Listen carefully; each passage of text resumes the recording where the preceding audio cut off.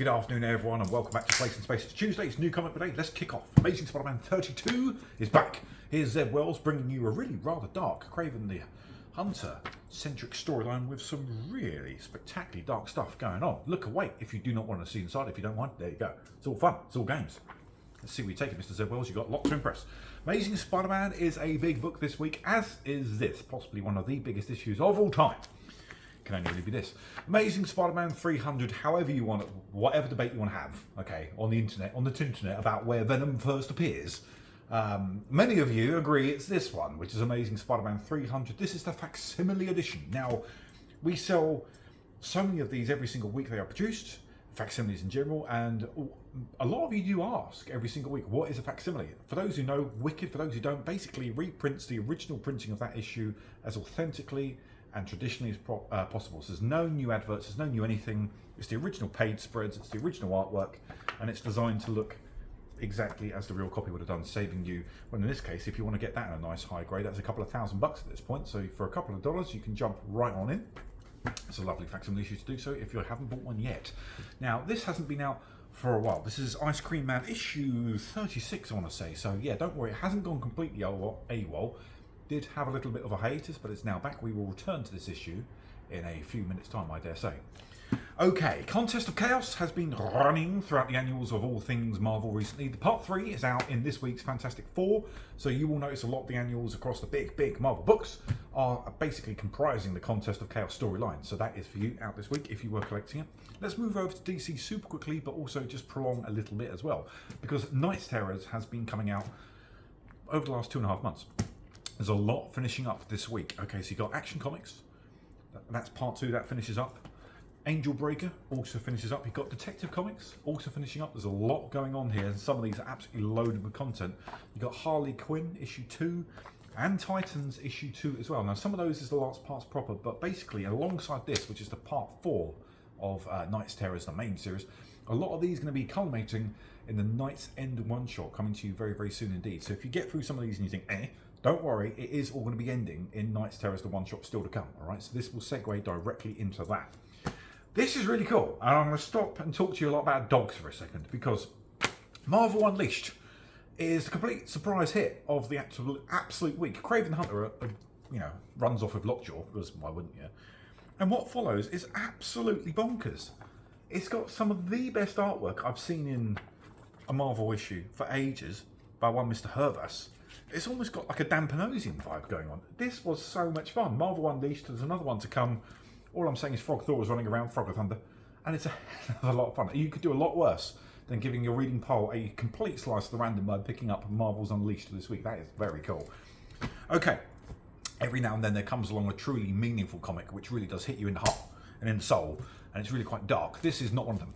This is Mary Machine Gun, of which I actually want to read you the blurb in full, because it's been a long time since a comic has taken my breath away like this. Let's follow. In this new addition to the AP Superverse, Templar agent Mary Machine Gun is sent to Kentucky, to eradicate a pack of werewolves. Right. Upon her arrival, she discovers not all is seems in the small town, especially in the church overlooking it. You could have fooled me. She doesn't actually have a gun, she's got a sword. Sort it out, AP. But for those who need something truly spectacularly cheesecakey, that is out for your pleasure this week. That is Mary Machine Gun possibly forthcoming. Well, let's find out. Okay, Realm of X. Sorry, back to normal programming now. Realm of X kicks off. So basically all is not well in Valheim. Magic has lost her powers just when she needed it most. Mara has returned actually. There's a lot going on in this one. That looks very cool. So, awesome. Robin Hood 100 is here, and Zenscope are extremely keen to tell you this is the issue where she actually discovers how she got her powers. So, am I to believe that Zenscope have actually been telling stories for the last 100 issues? Underneath all these beautiful covers, there's actually been a plot, a narrative. I won't believe it. Or maybe I will. Zenscope are telling me. Either way, that is out for you this week. Beautiful pin-up cover, of course. The Immortal Thor 1. Now, Al Ewing is working his magic on this. That was a wicked debut issue, Al Ewing. A woof. In every way. Jacob, I won't spoil it. I won't spoil it. Yeah, if you need yourself a Thor book, just do it. That was a lot of fun. It's out now. We still have some copies left on London pre-order. And also the Penguin issue 1 follows hot on the heels of issue number 0. That was out a couple of weeks ago. Issue number 1 is out here proper. This had the vibe of something almost like Max Punisher. That was dark and gritty. That is Tom King weaving some magic over there. He's just finished up on the Human Target volumes 1 and 2, which was an awesome crime noir whodunit. If this is anything like that, obviously tapered with a lot more the crime aspect of it and the really hyper-violent noir, that's gonna be fit. Cobblepot's back in Gotham, crime has moved on, all is not as you know it. I just cannot wait to see where this goes. To put it in perspective, that's what you're looking at. It's dark, it's murky, it's not going to be pretty, it's got vibes of The Wire all over it. Let's see where that goes. Woof. Okay, covers of the week, because Mikey wants to go home. What have we got?